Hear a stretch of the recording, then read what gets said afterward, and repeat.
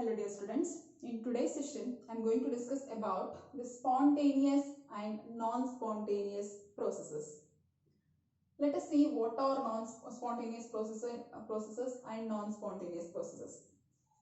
Spontaneous process means any process, whether it may be a physical process or chemical process, which takes place on its own without any external agency under the given set of conditions.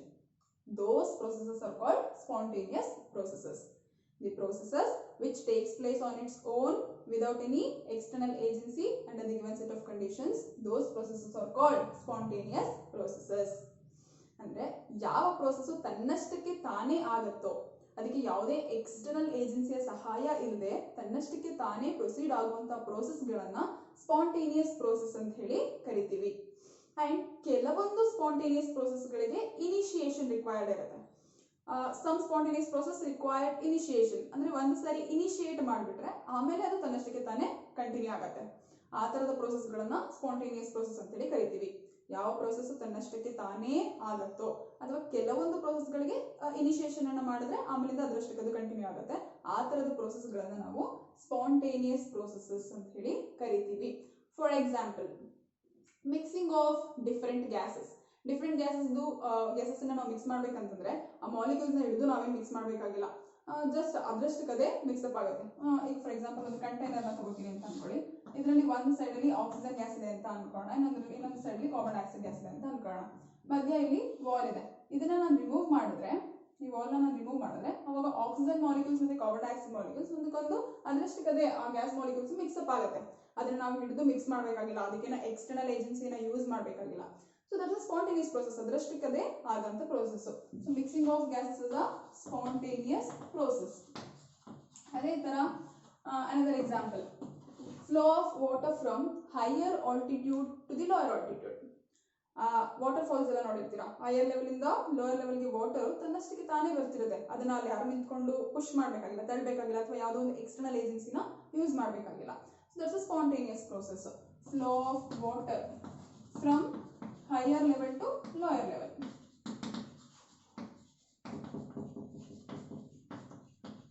And flow of heat from higher temperature to the lower temperature. Heat ಯಾವಾಗಲೂ higher temperature side ಇಂದ lower temperature side ಗೆ flow ಆಗುತ್ತೆ. That's also a spontaneous process. And similarly, the melting of ice. Melting of ice is also a spontaneous process. Melting of ice. ನೀವು ಐಸನ್ನ room temperature ತೆಗೆದಿಟ್ರೆ ಸಾಕು, ಅದು ಹೀಟ್ನ observe ಮಾಡ್ಕೊಂಡು ಅದರಷ್ಟಕ್ಕದೇ melt ಆಗುತ್ತೆ. ಅದನ್ನು ನಾವು ಎಕ್ಸ್ಟರ್ನಲ್ ಏಜೆನ್ಸಿನ ಯೂಸ್ ಮಾಡಿ ಮೆಲ್ಟ್ ಮಾಡಬೇಕಾಗಿಲ್ಲ. So these are all some of the examples for spontaneous processes. And spontaneous processes are also called as feasible processes or probable processes. Probable processes. Spontaneous ಪ್ರೋಸೆಸ್ಗಳನ್ನ feasible process ಅಥವಾ probable process ಅಂತ ಕೂಡ ಕರೀತಾರೆ. What are spontaneous processes? The process which takes place on its own without any external agency under the given set of conditions. I hope you understood. Now let's move on to the second type, that is non-spontaneous process. Non-spontaneous processes are the processes which cannot take place on its own without any external agency. External agencyಯ ಸಹಾಯ ಇಲ್ಲದೆ ತನ್ನಷ್ಟಕ್ಕೆ ತಾನೇ ಯಾವ process ಆಗಲ್ವೋ ಅದನ್ನ ನಾವು ನಾನ್ spontaneous processes ಅಂತ ಹೇಳಿ ಕರಿತೀವಿ.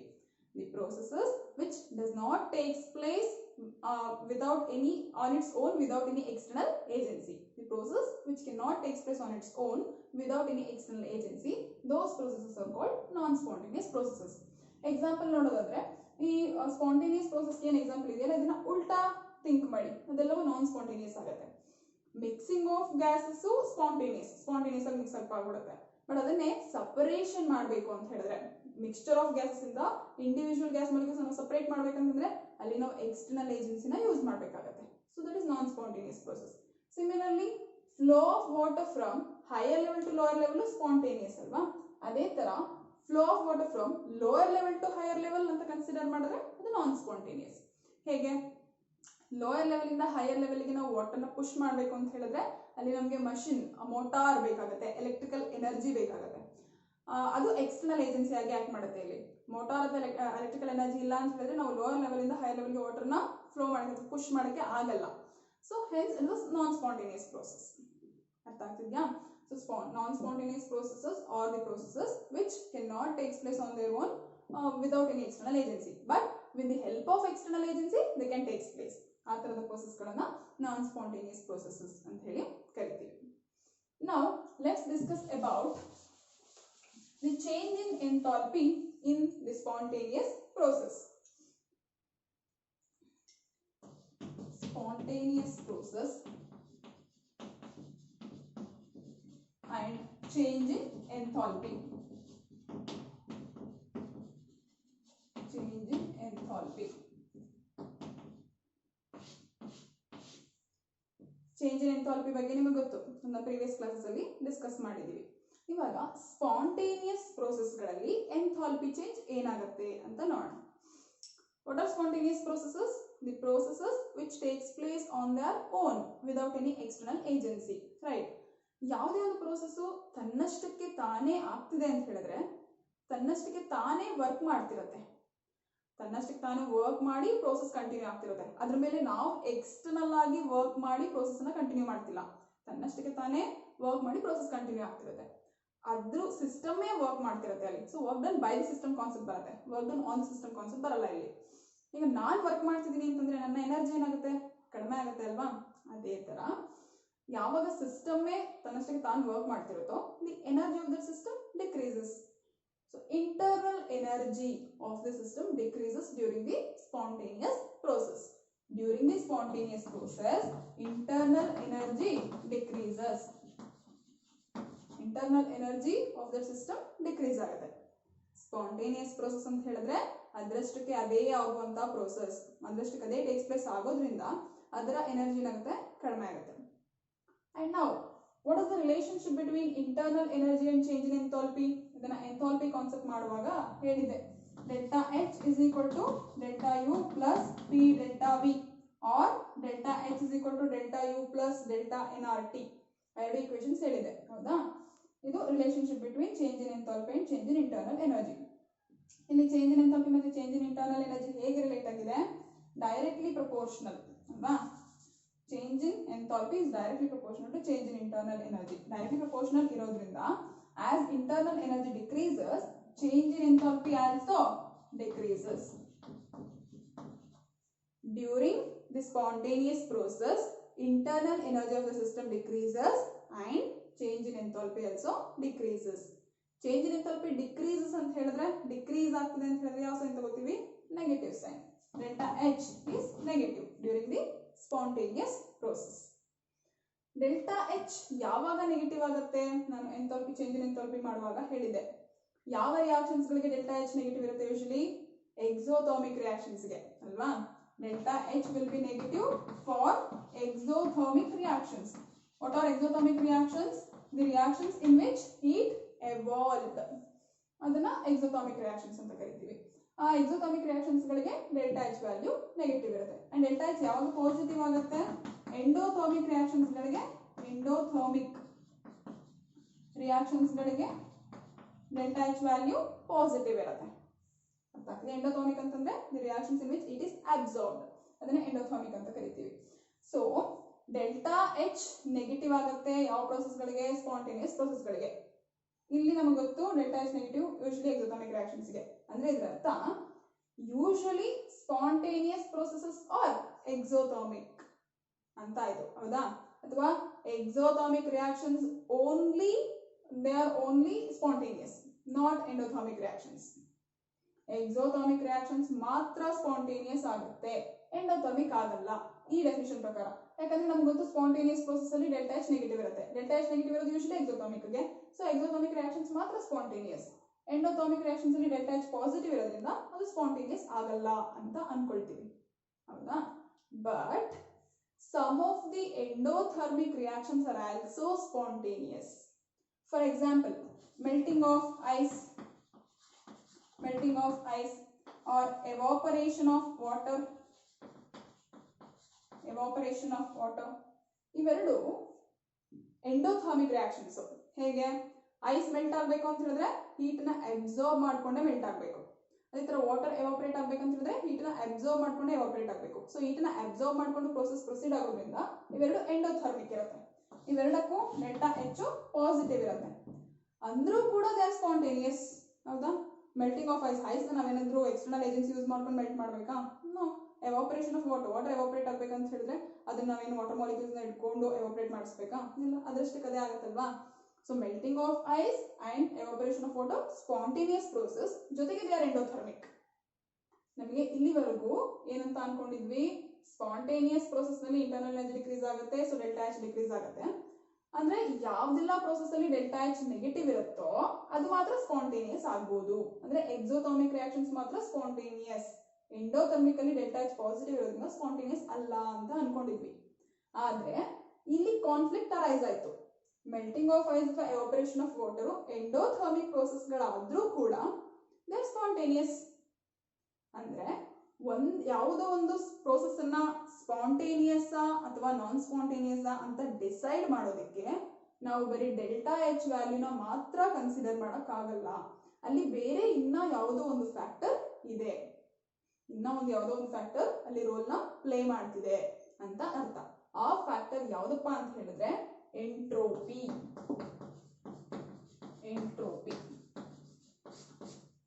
ಒಂದು ಪ್ರೋಸೆಸ್ ಸ್ಪಾಂಟೇನಿಯಸ್ ಅಥವಾ ನಾನ್ ಸ್ಪಾಂಟೇನಿಯಸ್ ಅಂತ ಡಿಸೈಡ್ ಮಾಡಬೇಕು ಅಂತ ಹೇಳಿದ್ರೆ ಡೆಲ್ಟಾ ಎಚ್ ವ್ಯಾಲ್ಯೂ ಬೇಸಿಸ್ ಮೇಲೆ ನಾವು ಡಿಸೈಡ್ ಮಾಡಕ್ ಆಗಲ್ಲ. ಇಲ್ಲಿವರೆಗೂ ನಾವು ಅನ್ಕೊಂಡಿದ್ವಿ ಡೆಲ್ಟಾ ಎಚ್ ನೆಗೆಟಿವ್ ಇತ್ತು ಅಂತ ಹೇಳಿದ್ರೆ ಅದು ಸ್ಪಾಂಟೇನಿಯಸ್, ಡೆಲ್ಟಾ ಎಚ್ ಪಾಸಿಟಿವ್ ಇತ್ತು ಅಂತ ಹೇಳಿದ್ರೆ ಸ್ಪಾಂಟೇನಿಯಸ್ ಅಲ್ಲ ಅಂತ ಅನ್ಕೊಂಡ್ಬಿಟ್ಟಿದ್ವಿ. ಬಟ್ ಈ ಎರಡು ಎಕ್ಸಾಂಪಲ್ ನೋಡಿದ್ಮೇಲೆ ನಮ್ಗೆ ಗೊತ್ತಾಯ್ತು ಕೆಲವೊಂದು ಎಂಡೋಥರ್ಮಿಕ್ ಪ್ರೋಸೆಸ್ಗಳು ಕೂಡ ಸ್ಪಾಂಟೇನಿಯಸ್ ಆಗತ್ತೆ ಅಂತ. ಅಂದ್ರೆ ನಾವು ಬರೀ ಡೆಲ್ಟಾ ಎಚ್ ವ್ಯಾಲ್ಯೂನ ಬೇಸಿಸ್ ಮೇಲೆ ಸ್ಪಾಂಟಿನಿಟಿ ಆಫ್ ದಿ ರಿಯಾಕ್ಷನ್ ಅನ್ನ ಡಿಫೈನ್ ಮಾಡೋದಕ್ಕೆ ಆಗಲ್ಲ. ಸ್ಪಾಂಟಿನಿಟಿನ ಡಿಫೈನ್ ಮಾಡಬೇಕು ಅಂದ್ರೆ ಒಂದು ಪ್ರೋಸೆಸ್ ಸ್ಪಾಂಟೇನಿಯಸ್ ಅಥವಾ ನಾನ್ ಸ್ಪಾಂಟೇನಿಯಸ್ ಅಂತ ನಾವು ಹೇಳಬೇಕು ಅಂತಂದ್ರೆ ಅಲ್ಲಿ ನಮಗೆ ಇನ್ನ ಒಂದು ಫ್ಯಾಕ್ಟರ್ ಇಂಪಾರ್ಟೆಂಟ್ ಆಗುತ್ತೆ. ಚೇಂಜ್ ಇನ್ ಎಂಥಾಲ್ಪಿ ಜೊತೆಗೆ ಇನ್ನ ಒಂದು ಫ್ಯಾಕ್ಟರ್ ಇಂಪಾರ್ಟೆಂಟ್ ಆಗುತ್ತೆ, ಅದ್ಯಾವುದು? Entropy. Okay, now let's discuss about this entropy concept. What is entropy? Entropy is a thermodynamic quantity which is the measure of randomness or disorderness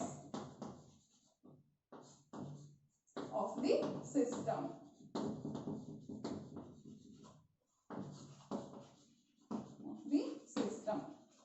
The measure of randomness or disorderness of the system is nothing but entropy. Entropy ಅನ್ನೋದು ನಿಮಗೆ new concept. Entropy ಅಂತಂದ್ರೆ ಏನು ಅಂತಂದ್ರೆ ಒಂದು system ಅಲ್ಲಿ ಎಷ್ಟು ರ್ಯಾಂಡಮ್ನೆಸ್ ಇರುತ್ತೆ ಅಥವಾ ಎಷ್ಟು ಡಿಸಾರ್ಡರ್ನೆಸ್ ಇರುತ್ತೆ ಅದರ ಒಂದು ಮೆಜರ್ ಅನ್ನ ನಾವು ಎಂಟ್ರೋಪಿ ಅಂತ ಕರಿತೀವಿ. Okay, entropy is a thermodynamic quantity which is the measure of randomness or disorderness of the system, and it is represented by the symbol S. And it is difficult to define the exact entropy. Exact ಎಂಟ್ರೋಪಿನ define ಮಾಡೋದು ಕಷ್ಟ ಆಗುತ್ತೆ. ಅಂದ್ರೆ ಒಂದು system ಅಲ್ಲಿ exact ಆಗಿ ಎಷ್ಟು ರ್ಯಾಂಡಮ್ನೆಸ್ ಇದೆ ಅಂತ ಹೇಳೋದು ಕಷ್ಟ ಆಗುತ್ತೆ. So it is more convenient to define the change in entropy. ಹಾಗಾಗಿ ಯೂಶಲಿ ನಾವು ಚೇಂಜ್ ಇನ್ ಎಂಟ್ರೋಪಿನೇ ಕನ್ಸಿಡರ್ ಮಾಡ್ತೀವಿ, ಡೆಲ್ಟಾ ಎಸ್ ಅನ್ನೇ ಕನ್ಸಿಡರ್ ಮಾಡ್ತೀವಿ. Okay, and in this change in ಎಂಟ್ರೋಪಿಗೆ ಒಂದು ಫಾರ್ಮುಲಾ ಇದೆ. Delta S is equal to Q divided by T. Q ಅಂತ ಹೇಳಿದ್ರೆ heat exchange. T means absolute temperature. Okay, delta S is equal to Q divided by T. Heat exchange divided by absolute temperature. And the unit of entropy is joule per Kelvin. Joule per Kelvin. Heat ge joule, temperature ge Kelvin. Therefore, the unit of entropy is joule per Kelvin. Now, this let us see some of the characteristics of this entropy. Entropy is a state function. Entropy is a state function. The path function alla, it depends only on the initial and final state of the system. It's a state function. ನೆನ್ಪಿಟ್ಕೊಳ್ಳಿ, path functions ಗೆ ಎರಡೇ examples ಇರೋದು, work and heat. ಉಳಿದಿದ್ದೆಲ್ಲವೂ almost state functions ಆಗುತ್ತೆ. And entropy is an extensive property. Entropy is an extensive property. What are extensive properties? The properties which depends on the size of the system or quantity of matter present in the system. Entropy depends on the size of the system or quantity of matter present in the system. Hence, it is an extensive property. Okay. For example, ನಾನು 2 class room ನ consider ಮಾಡ್ತೀನಿ. ಒಂದು class room ಅಲ್ಲಿ 10 students ಇದ್ದಾರೆ ಅಂತ ಅನ್ಕೊಳ್ಳೋಣ. ಇನ್ನೊಂದು class room ಅಲ್ಲಿ 100 students ಇದ್ದಾರೆ ಅಂತ ಅನ್ಕೊಳ್ಳೋಣ. ಎಲ್ಲಿ ರ್ಯಾಂಡಮ್ನೆಸ್ ಜಾಸ್ತಿ ಇರುತ್ತೆ, ಎಲ್ಲಿ ತುಂಬಾ ಡಿಸಾರ್ಡರ್ನೆಸ್ ಜಾಸ್ತಿ ಇರುತ್ತೆ, ಎಲ್ಲಿ ನಂಬರ್ ಆಫ್ ಸ್ಟೂಡೆಂಟ್ಸ್ ಜಾಸ್ತಿ ಇರ್ತಾರೋ ಅಲ್ಲಿ ರ್ಯಾಂಡಮ್ನೆಸ್ ಜಾಸ್ತಿ ಇರುತ್ತೆ. ಹೌದಾ? ಅಂದ್ರೆ entropy depends on the quantity of matter present in the system. Hence, entropy is an extensive property. ಅರ್ಥ ಆಗ್ತಿದ್ಯಾ? Now, this change in entropy value is equal to 0 for cyclic process. ಇದನ್ನು ಹೇಳಿದೆ. ಯಾವುದೇ cyclic process ನಲ್ಲಿ any state function change in any state function consider ಮಾಡಿದ್ರೆ ಅದು 0 ನೇ ಆಗುತ್ತೆ. ಡೆಲ್ಟಾ ಎಸ್ ಇರಬಹುದು, ಡೆಲ್ಟಾ ಎಚ್ ಇರಬಹುದು, ಡೆಲ್ಟಾ ಯು ಇರಬಹುದು, ಎಲ್ಲವೂ ಕೂಡ cyclic process ನಲ್ಲಿ 0 ಆಗುತ್ತೆ. ಯಾಕಂತಂದ್ರೆ ಇನಿಷಿಯಲ್ ಸ್ಟೇಟ್ ಮತ್ತೆ ಫೈನಲ್ ಸ್ಟೇಟ್ ಸೇಮ್ ಇರೋದ್ರಿಂದ. Now, this delta S universe is equal to delta S system plus delta S surrounding. ನಿಮಗೆ ಸ್ಟಾರ್ಟಿಂಗ್ ಕ್ಲಾಸ್ ಅಲ್ಲೇ ಹೇಳಿದೆ, according to thermodynamics universe is equal to system plus surrounding. System ಅಂತಂದ್ರೆ specific portion of the universe which is under study ಅಥವಾ thermodynamic consideration, and except the system everything in this universe is surrounding. Therefore, system plus surrounding constitute universe. ಇಲ್ಲೂ ಅಷ್ಟೇ, delta S universe is equal to delta S system plus delta S surrounding. ಅಂದ್ರೆ change in entropy of the universe is equal to change in entropy of the system plus change in entropy of the surrounding. And now, for the reversible process, for any reversible processes, delta S universe is equal to 0. Is equal to 0. Why? Because what are reversible processes? You know about the reversible processes, right? Reversible processes ಅಂತ ಹೇಳಿದ್ರೆ the process which takes place at infinitesimally slow rate. ಹೌದಾ? And reversible process ನಲ್ಲಿ every step ನಲ್ಲಿ equilibrium maintain ಆಗುತ್ತೆ. ಹೌದಾ? Equilibrium ಅನ್ನೋ concept ಈ ಡಿಸಾರ್ಡರ್ನೆಸ್ ಅಥವಾ randomness ಅನ್ನೋ ಕಾನ್ಸೆಪ್ಟ್ ಗೆ a kind of opposite. Okay? Equilibrium ಇದೆ ಅಂತ ಹೇಳಿದ್ರೆ ಅಲ್ಲಿ ಡಿಸಾರ್ಡರ್ನೆಸ್ ಇರೋದಿಲ್ಲ ಅಂತ. ಅದೇ ತರ ಇನ್ನೊಂದು ಕನ್ಸಿಡರ್ ಮಾಡಬಹುದು, ಈಕ್ವಿಲಿಬ್ರಿಯಂ ಅಟೈನ್ ಆಗಿದೆ ಅಂತ ಹೇಳಿದ್ರೆ, ಥರ್ಮೋಡೈನಮಿಕ್ ಈಕ್ವಿಲಿಬ್ರಿಯಂ ಅಟೈನ್ ಆಗಿದೆ ಸಿಸ್ಟಮ್ ಅಲ್ಲಿ ಅಂತ ಹೇಳಿದ್ರೆ 3 ಈಕ್ವಿಲಿಬ್ರಿಯಮ್ಸ್ ಇರುತ್ತೆ ಅಲ್ಲಿ. Thermal equilibrium, mechanical equilibrium and chemical equilibrium. Temperature variation ಆಗ್ತಿಲ್ಲ, ಫಿಕ್ಸ್ಡ್ ಇದೆ. Work done by the system, work done on the system ಯಾವುದೂ ಆಗ್ತಿಲ್ಲ. ಅಂಡ್ ಅದೇ ತರ ಕಾಂಪೋಸಿಷನ್ ಕೂಡ ಫಿಕ್ಸ್ ಇದೆ. ಮೂರು ಎಲ್ಲ ಫಿಕ್ಸ್ ಇದ್ದಾಗ ರ್ಯಾಂಡಮ್ನೆಸ್ ಅನ್ನೋ ಕಾನ್ಸೆಪ್ಟ್ ಬರೋದಿಲ್ಲ, ಅಲ್ಲಿ ರ್ಯಾಂಡಮ್ನೆಸ್ ಇರೋದಿಲ್ಲ. So entropy change in entropy 0 ಆಗುತ್ತೆ. So for the reversible process, delta S is equal to 0. Why? Because in reversible process, equilibrium maintained at every step. But for irreversible processes,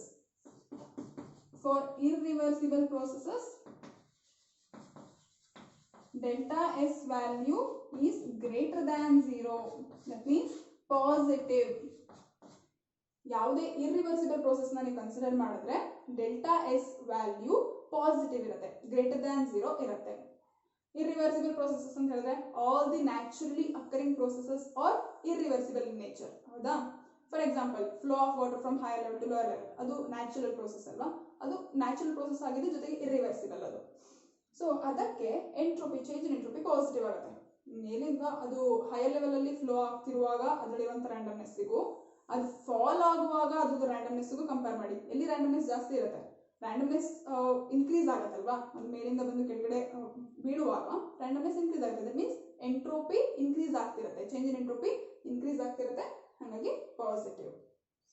ಯಾವುದೇ ಒಂದು process spontaneous ಆಗಿ ಆಗ್ತಿದೆ ಅಂತ ಹೇಳಿದ್ರೆ ಅಲ್ಲಿ usually change in entropy value positive ಇರುತ್ತೆ.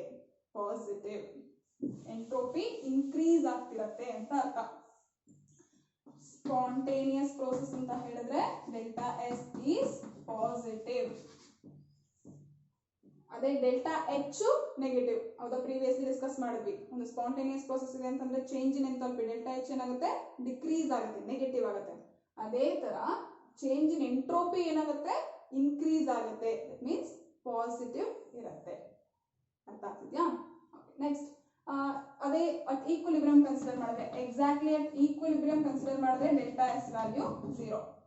Okay, for reversible process delta S value delta S universe is equal to 0 ಆಗುತ್ತೆ. For irreversible process delta S universe is always greater than 0 the positive and at exactly at equilibrium delta S is equal to 0.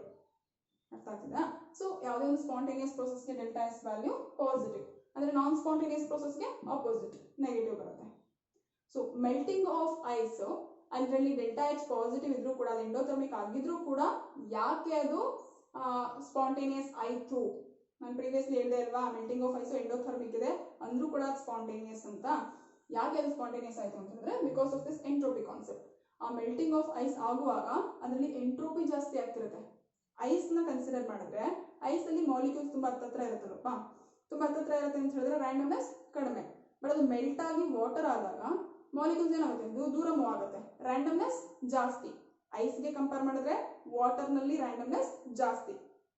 So ice ಇದ್ದಿದ್ದು water convert ಆಗ್ತಿದೆ ಅಂತಂದ್ರೆ ರ್ಯಾಂಡಮ್ನೆಸ್ ಏನಾಗ್ತಿದೆ, increase ಆಗ್ತಿದೆ. Entropy ಏನಾಗ್ತಿದೆ, increase ಆಗ್ತಿದೆ. So ಆ ಒಂದು ಪ್ರೋಸೆಸ್ ಅಲ್ಲಿ ಎಂಥಾಲ್ಪಿ ಪಾಸಿಟಿವ್ ಇದ್ರೂ ಕೂಡ ಬಿಕಾಸ್ ಆಫ್ ಎಂಟ್ರೋಪಿ ಇನ್ಕ್ರೀಸ್ ಆಗ್ತಿರೋದ್ರಿಂದ ಅದು ಸ್ಪಾಂಟೇನಿಯಸ್ ಆಗತ್ತೆ.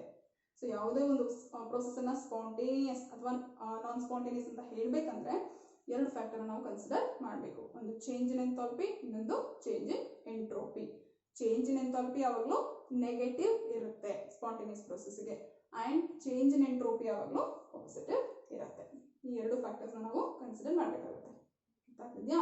ಓಕೆ. ಅಂಡ್ ಈ ಡೆಲ್ಟಾ ಎಸ್ ಯಾವಾಗ ಪಾಸಿಟಿವ್ ಆಗುತ್ತೆ ಅಂತ ಹೇಳಿದ್ರೆ ಇಲ್ಲಿ ನೋಡಿ, ಡೆಲ್ಟಾ ಎಸ್ ಕ್ಯೂಗೆ ಡೈರೆಕ್ಟ್ಲಿ ಪ್ರಪೋರ್ಷನಲ್ ಇದೆ ಅಲ್ವಾ. Delta S is directly proportional to Q. ಹಾಗಾಗಿ ಕ್ಯೂ ಯಾವಾಗ ಪಾಸಿಟಿವ್ ಆಗುತ್ತೋ ಆವಾಗ ಡೆಲ್ಟಾ ಎಸ್ ಕೂಡ ಪಾಸಿಟಿವ್ ಆಗುತ್ತೆ. ಕ್ಯೂ ಯಾವಾಗ ನೆಗೆಟಿವ್ ಆಗುತ್ತೋ ಅವಾಗ ಡೆಲ್ಟಾ ಎಸ್ ಕೂಡ ನೆಗೆಟಿವ್ ಆಗುತ್ತೆ. ಕ್ಯೂಗೆ ಸೈನ್ ಕನ್ವೆನ್ಷನ್ ಹೇಳಿದ್ದೆ.